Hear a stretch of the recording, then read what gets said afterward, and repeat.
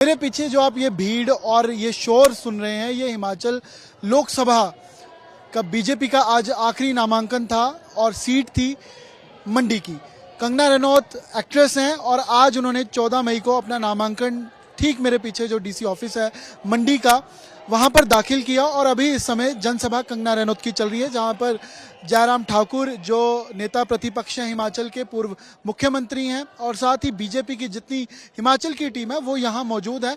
और कंगना रनौत अपने इस एड्रेस में नामांकन के बाद, क्योंकि कुछ ही देर पहले नामांकन हुआ, तो अब ये जाहिर कर रही है कि क्या वुमेन एम्पावरमेंट यहाँ पर मंडी में, मनाली के लिए टूरिज्म खास कर क्योंकि बाढ़ और आपदा के बाद हिमाचल जिस तरीके से क्षतिग्रस्त हुआ है, तो उसको ऊपर उठाने की ज़रूरत है। और ऐसे में कंगना रनौत अपने आप को काबिल सिद्ध कर रही हैं कि वो हिमाचल का टूरिज्म हो या मंडी लोकसभा में पड़ते वो 17 हल्के, क्योंकि मंडी लोकसभा सबसे बड़ा एरिया वाइज ज्योग्राफिकली ये सबसे बड़ा लोकसभा का क्षेत्र है। लोकसभा कंस्टिट्यूएंसी जो है मंडी की वो सबसे बड़ी है। तो कंगना रनौत अपने इस एड्रेस में उस चीज़ को बयां कर रही है, और साथ ही कंपटीशन जो विक्रमादित्य सिंह के साथ है उसको भी कहीं ना कहीं चुनौती और चैलेंज एक जरूर है, क्योंकि मंडी सबसे ज़्यादा हॉट सीट बना रहा। और क्योंकि 14 तारीख आखिरी नामांकन का दिन था आज,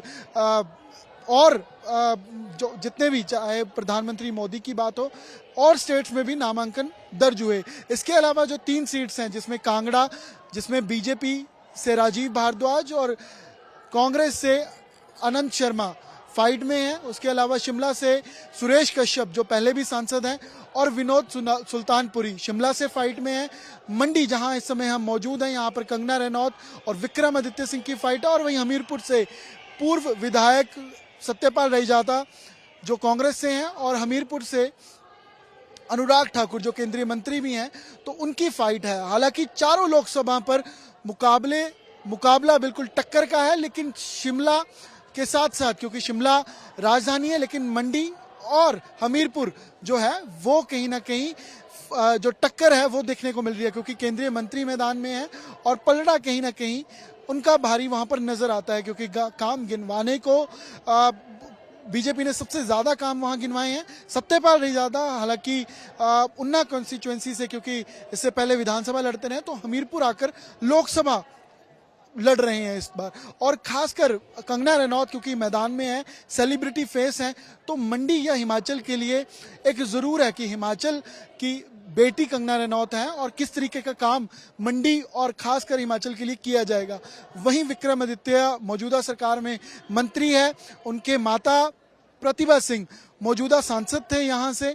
जब बाय इलेक्शन हुआ मंडी का, तो उन्होंने जीत हासिल की, और वीरभद्र परिवार की हिमाचल की राजनीति में एक अलग पैठ नजर आती है। हालांकि हिमाचल की राजनीति में 2 से 3 बड़े फर्क जरूर नजर आते हैं, चाहे वो जिला स्तर पर हो।